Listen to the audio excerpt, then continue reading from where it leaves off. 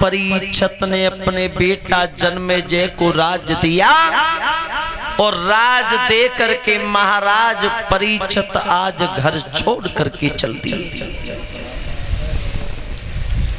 कभी संतों के पास में जाते हैं, कभी ब्राह्मणों के पास जाते हैं, कहते हैं हमें श्राप लग चुका है, आप हमें कोई ऐसा उपाय बताओ जिससे उस श्राप से हमें छुटकारा मिले।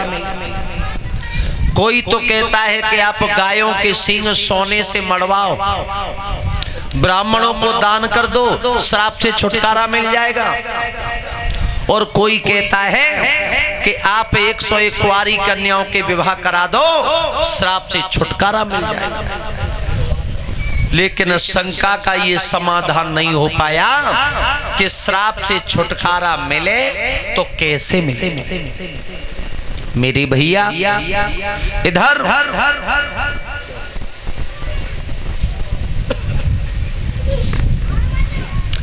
इधर अंत में राजा परीक्षित आज गंगा के किनारे पर पहुंचे हैं।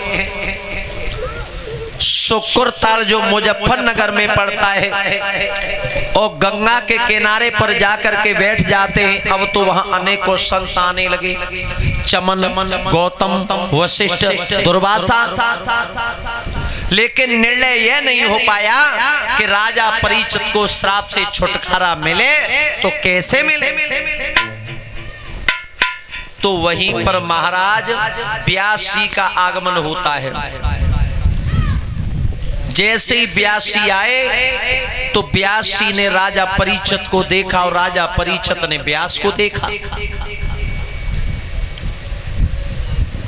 राजा परीक्षित को ये मालूम पड़ा कि मानो खोया हुआ खजाना सा मिल चुका हो।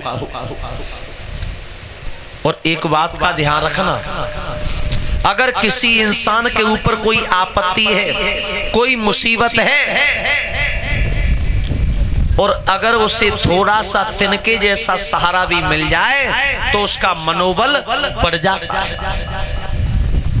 व्यास जी ने सारी बात पूछी है, परीक्षित बात क्या है? तो राजा परीक्षित ने सारी बात बताई कि प्रभु हमसे एक भूल हो गई, हमने एक संत का तिरस्कार कर दिया और इसी के बदले में हमें श्राप मिल चुका है।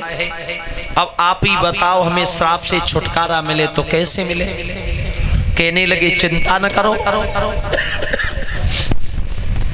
एक बहुत सुंदर सा पंडाल बनवाया है और बहुत सुंदर सा पंडाल बनवाने के बाद एक गद्दी का निर्माण किया और इस गद्दी पर आकर के सबसे पहले व्यास जी ने ही पैर रखा था। तो इस गद्दी का नाम पड़ गया व्यास गद्दी। तो आज व्यास जी ने राजा परीक्षित को सामने बैठा लिया है और कथा श्रवण कराने के लिए उद्धत होते हैं। कहने लगे परीक्षित चिंता न करो, हम आपको कथा सुनाएंगे, या प्रेम से कथा सुनो तो आपको श्राप से छुटकारा अवश्य मिलेगा। सामने बैठा लिया है राजा परीक्षित को, तो केवल एक ही मंत्र बोल पाया था, सच्चिदानंद रूपाय विश्वोत्पत्त्यादि हेतुवे तापत्रय विनाशाय श्री कृष्णाय वयं नमः। एक ही मंत्र बोल पाया। तब तक क्या देखा कि सामने से केला की लंगोट को लगाए हुए, घुंघराले बाल, कानों में खजूर के कुंडल, और सुखदेव जी चले आ रहे हैं। जैसे ही सुखदेव जी को देखा तो वहां जितने भी संत विराजमान थे, जितने महात्मा बैठे हुए थे, और सभी उन छोटे से सुखदेव के सम्मान में खड़े हो गए। और उस समय सुखदेव की उम्र केवल 12 साल की थी। कितने दिन की? 12 वर्ष की। जैसे ही सम्मान में खड़े हुए तो महाराज परीक्षित को इस बात की शंका हो गई ध्यान देना, हमारे बुजुर्ग लोग बैठे हैं, समझदार लोग बैठे हैं। महाराज परीक्षित को इस बात की शंका हो गई कि एक छोटे से बालक के सम्मान में, और ये इतनी इतनी उम्र वाले संत क्यों खड़े हुए, ये कौन है बालक?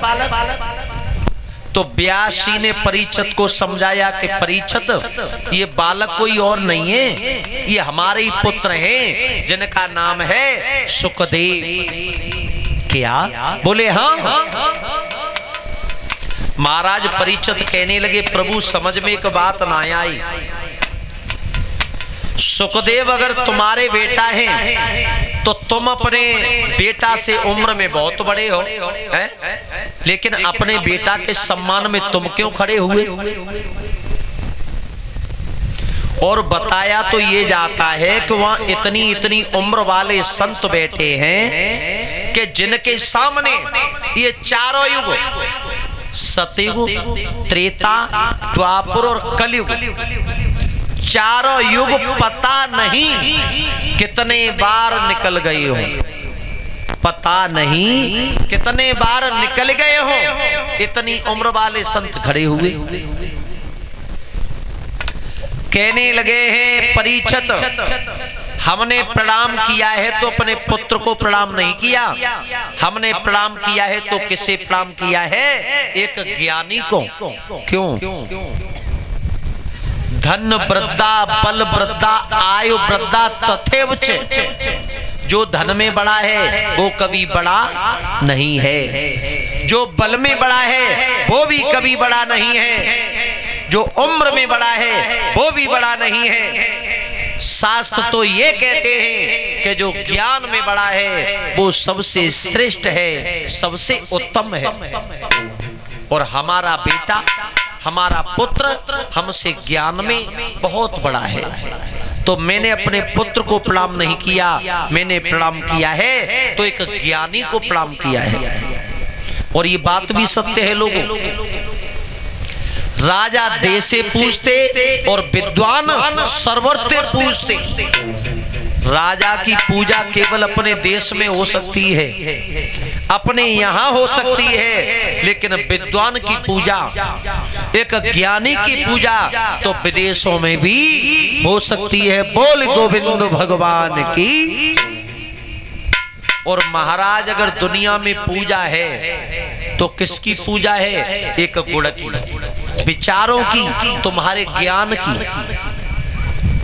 मान लीजिए एक थाने में एक पिता एक सिपाही की पोस्ट पर है, एक थाने में एक पिता एक सिपाही की पोस्ट पर है, और उसी थाने में अगर उसका लड़का